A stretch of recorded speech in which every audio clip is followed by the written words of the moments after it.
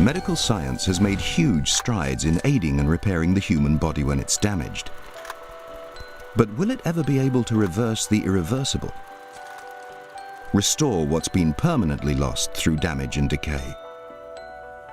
Incredibly, in labs like this one, new materials are being developed right now to do just that.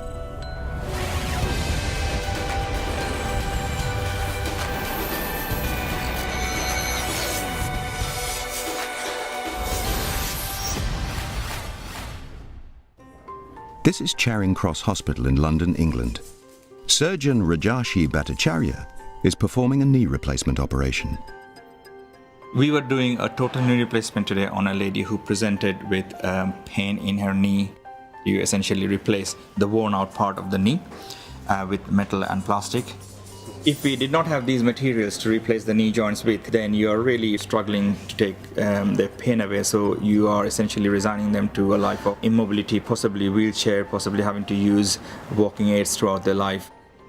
Today, it's a routine operation, but 50 years ago, it was unthinkable. Up until the 1960s, fixing broken bone and flesh was problematic. The body's immune system reacted to the artificial materials available at that time, producing scarring. Artificial parts were often just rejected by the body. This was the challenge for scientists. Could they produce materials that the body would naturally accept? As they puzzled over this, a young doctor in Florida called Larry Hench was developing something very different. He was experimenting with new ceramic materials for use in space missions. They needed to withstand the high temperatures experienced on re-entering the Earth's atmosphere and be unreactive to radiation. Larry Hench, as a young professor, was on a bus ride at a conference, found himself sitting next to an army colonel. The army colonel said, "I've just come back from Vietnam and I'm seeing awful casualties in the field that we can't treat. We're using materials that, even though they're inert, they get rejected by the body.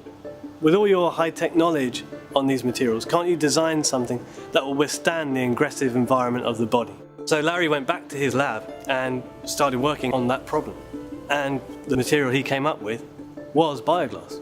Bioglass is a special composition of glasses that contain the same components that occur in living bone. Bioglass heralded a new era, one in which the human body accepted and embedded artificial body parts in a natural way. It revolutionized surgery, but this was just the start. With the advent of 3D printing, we're now able to print bioglass into the form of a scaffold or template to regenerate bone. This is one such scaffold, and it has wide open channels designed in optimal size to get rapid cell migration and bone ingrowth. And the great thing with the printing is we're able to print almost any shape or form that we want. So surgeons can actually take a scan of a patient and a defect and send it to us, and we can then print something to the exact shape and function they want. The applications for Larry Hench's incredible innovation seem limitless.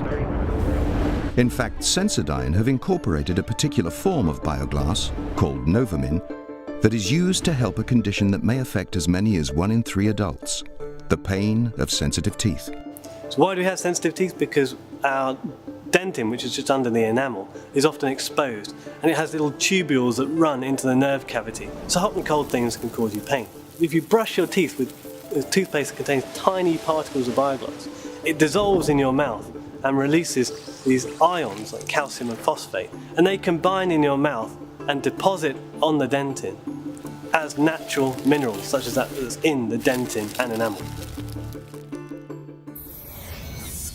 The stunning innovations that have resulted from Larry Hench's work, including Novamin and other bioglass-based technology, are revolutionizing surgery and helping to rewrite the rule book of oral healthcare.